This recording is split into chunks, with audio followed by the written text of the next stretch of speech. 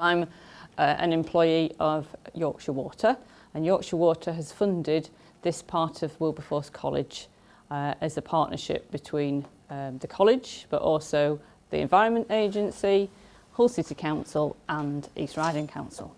Okay. So what we're going to do in the short space that you've got this afternoon is I'm just going to introduce you to some of the issues that we have across the city and how we've had to build on some scientific knowledge and information to actually build or try and build some resilience in our communities about flooding. So just quickly recap things about the water cycle, because you look like you're possibly either year 10 or 11 students. Yeah, so this should become straight forward for you. So just going back to the water cycle, we've got something that's going on all the time. We need to just be aware of what's going on. So we've got the sea and we've got the sun, and we have what process will move that water up into the atmosphere? Scientific, pardon? Evaporation. Let's have your hands up rather than shouting out, because it makes it a bit awkward otherwise. Evaporation up into the atmosphere, gets colder and colder and colder, so the process then changes water vapour back into water droplets, which is what process? Condensation, that's right. Mixing with clouds, particles in the atmosphere to form clouds, and then you get from the clouds, what do you get coming down? Wet. You do get wet. Rain. Year 11. Rain, sleet, snow and hail. There's a word for all four of those. You know what word it is? Precipitation. Fantastic, yes, precipitation. So as Yorkshire Water, we fit into that cycle because we then have to make sure that you are supplied with clean and safe water. So when we collect the water, we can then treat it in our water treatment works, supply it to your houses, you use it, and then you discharge it into the sewers. We treat it again, and it goes back into the water cycle. Okay, so that's just the basics of why Yorkshire Water is here as a company, because we're taking part in that water cycle to provide you with safe, clean drinking water and dispose of your waste. Okay, but as Yorkshire Water, we've formed a partnership, like I say, with other organisations, because in the city of Hull we have a problem. We have a serious problem with flooding in the city. It's happened in the past, and unfortunately it's predicted to happen more often in the future. So we need to have a bit of knowledge about that to prepare our communities, like yourselves, as future homeowners and businesses and schools and hospitals, etc. So we've got this partnership, Living Water, and really we can look at the problem of the city itself. So the city, the geography of it, it's like a bowl, okay? It has sides to that bowl. The southern side are the flood defences along the banks of the Humber estuary that have been there for a long, long time, hundreds of years, to protect the city from flooding. So they are the front edge of the bowl. And then round the outside, if you've got the Yorkshire Wolds. So when it rains, all the rain comes off the higher ground, heads to the city. There's one river, the River Hull, and it flows into the Humber estuary. You've got more and more people discharging their own water into the sewers and the drains, and the sewers and the drains in the city of Hull are in the same pipework. Okay, they share the same pipework, and it's very hard for that water to get out of this bowl in normal conditions. Okay, we, as Yorkshire Water, pump that water every day into the Humber estuary to get rid of excess water that you, as a community, discharge into the sewers and the drains. Because we have this geography, then we have got a low-lying city, and as the climate changes, an increase in rainfall events. So the more it rains, the more the water builds up into that bowl, and the harder it is to pump it out. Okay? And there's some facts and figures there. So we have what's known as a blue-green vision for the city and East Riding, to actually prepare communities for some flood resilience. Oh, it's going to play. In Hull and the East Riding, around 100,000 homes are at risk of flooding. This is due to a number of things, such as our location on the River Hull and the Humber estuary with their rising tides, our position sitting on low-lying land below sea level where rainwater pools and needs pumping into the estuary, and climate change resulting in rising sea levels and more frequent severe weather conditions. For example, we are experiencing hotter, dry summers and warmer, wetter winters, 20 to 50% more rain. The hard, dry ground after a summer drought means that if it does rain, it runs off rather than being absorbed into the ground, which can cause flash flooding.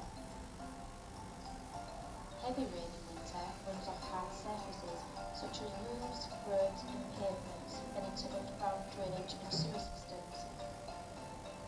Often, these systems are not large enough to cope with this additional influx, which can result in them becoming overwhelmed and overflowing.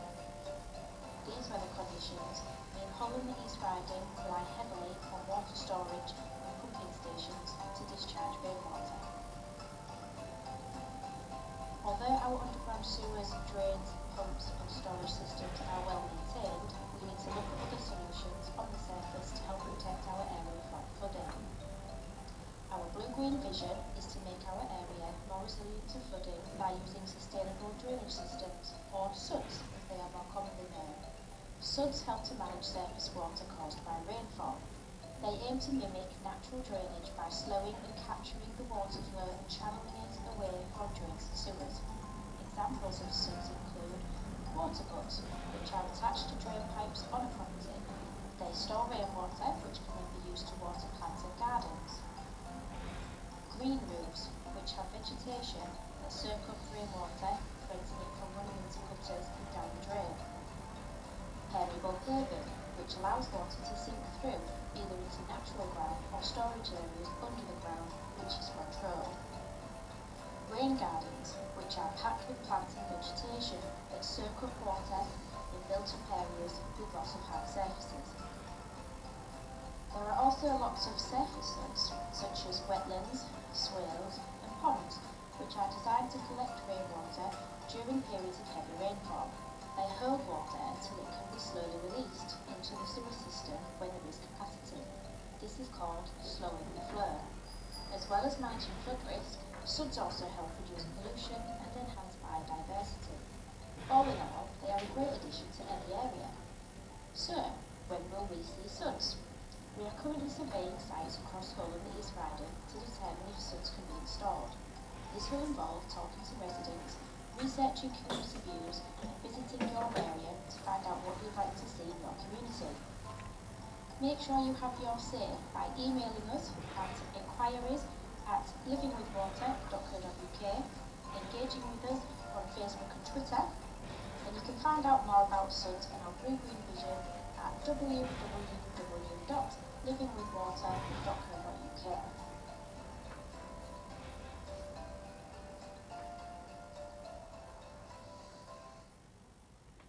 Okay, very patient there with the sound. I do apologise for the sound.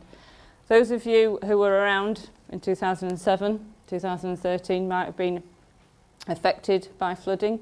Put your hand up if you know of somebody who was affected or their household was affected by flooding. A couple of you, yeah, I thought the adults might put their hands up. I certainly was, and I don't even live in the city of Hull, I live in the East Riding. So it is something that has devastating consequences. And if we think floods can happen in various ways, too much rain, heavy storms, high tides, we've got all that coming, and unfortunately coming more often.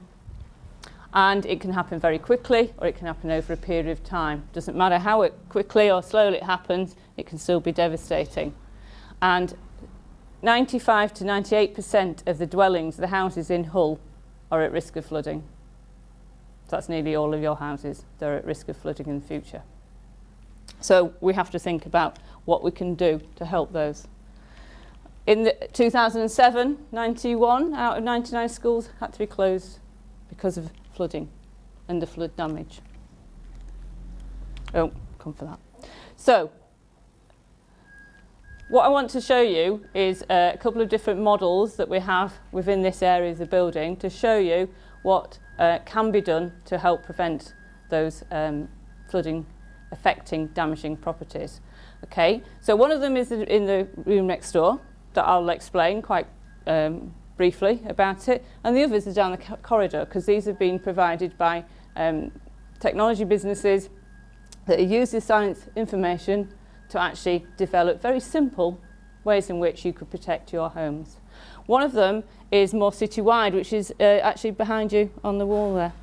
So that is an example of managing stormwater in a city centre where I think some of it's going into Hull shopping centre, is where permeable paving leading the rainwater to these trees by putting massive big storage tank under the actual pavement so that they are using and sucking up that excess water. Let's just go next door and we'll show you there. So these are two types of houses on a street, perhaps you could say a good street and a bad street. This is very much a typical street in lots of areas of housing throughout Hull.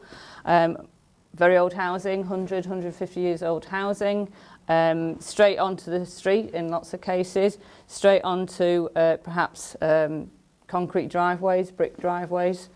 The road going along there, it's got very little edging to the road, very little grass verges, a little bit of planting, a bit of grass along the side of the road. And then the park here is all concrete. Okay, so that is a typical area around houses in Hull. This one is perhaps an ideal situation, and some of these little features have been incorporated in new housing developments, hopefully, to make them a bit more flood resilient. So here, in the little video, they said about swales. Swales are little areas next to the sides of pavements and roads, which are a little shallow kind of basin that's full of soil, full of gravel, and then planted up. So in terms of increasing biodiversity, they help because there's got a mixture of plants there rather than just perhaps grass. So these are swales. So ideally, swales either side of the road. In a typical house, you'd have drain pipes, gutters and drain pipes. This one leads straight onto the concrete. This one leads into this, which is what? Other than a plastic little bowl. What is it? What is it? It's a water butt. Okay, so a water butt is collecting that rainwater. In times of dry weather, I do in my garden, I collect the rainwater and then I don't have to use the hose pipe to water plants in dry weather, and we've got more of that happening. But in wet weather, a water butt can be a really good way of slowing down the flow of rainwater onto the surrounding areas. Because a water butt perhaps takes 150 litres of water. That's quite a lot of water. And then at other times you can let it out very, very slowly and it will drain away very slowly. So a water butt's a very simple idea. Around this house, we're trying to show that this house has got a permeable surface. So permeable means that water will go through it to use as a driveway. So what kind of materials could you use, do you think, as a permeable surface? Can you use the asphalt with a crack between it where water can run through it? Yeah, any kind of pavement with cracks between is much better than solid concrete. Anything else? Grass. You could have grass. It might be a bit hard when it gets wet, but what else could you have? Gravel. Gravel's a good one. Anything else? Gravel's probably the most popular, and that would actually just slow the flow of water and it will go down into the ground. Again, this house shows kind of planting, grass and flower beds. This is the parkland. So this parkland has got a much bigger grass area. It's got permeable paths. Again, they could be gravel, they might be bark, they might be wood chip, they might be kind of broken up rubber, anything that's going to soak up the water. So just quickly to demonstrate that, I've got two watering cans here, and hopefully you'll see the difference. I'll try and make it fair, and it starts to rain on Hull as it did the other day, doesn't it? And we can often see that the rain's going, it finds its own way down into the drains and the sewers. Like I said, the drains and the sewers in the City of Hull share the same pipes, and what we don't want them to do is get blocked up. And you can see that hopefully you've got a bit of more of a flooding effect on this area, and this side of the model is showing that these materials are soaking the water up. So knowing that, you know, plants using water, knowing that permeable materials will let the water drain away more slowly, then this good street is going to be less affected than by flooding than this one. Hopefully you can see at the front, if you kind of bend down, we've got the collecting of the water. You can imagine that's the water going off down the drain, trying to get out into the Humber estuary or through our pumping system, but we've got a lot more water collecting in this one than we have in that one over there, because this has been used, these sustainable drainage systems have been used to soak that excess water up. And that's part of Living with Water's blue-green vision, is to develop these systems around houses, around businesses, and also around schools. You might be one of the schools that, I don't know where Winifred Holtby lies, I don't know whether you've got school grounds around it, but it might be one of those schools that could incorporate some of this just to protect your buildings in terms of heavy floodwater. Okay, so that's just some sustainable drainage systems, which is part of our, like I say, blue-green vision. I'll give you some information of that to take away with you. What also we've got in this part of the college, in this learning lab part of the college, is some models that some companies have developed to protect homes on a more personal scale, but on a simple and effective and affordable scale.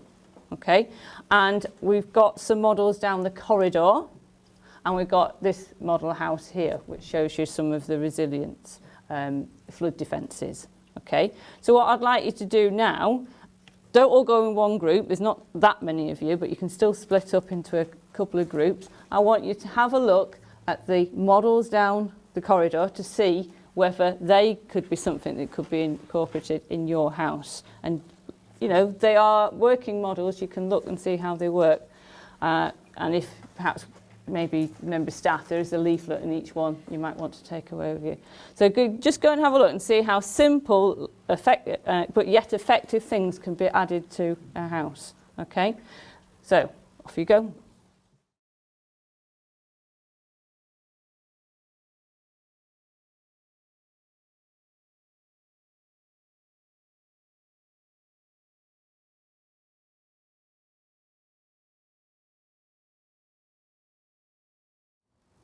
Another thing we need to think about, and I've given you this to go away with, is as the climate changes, we're getting more extremes of weather. So we've got the problem of flooding, but we've also got the problem of droughts and extensive areas of drought or seasons of drought.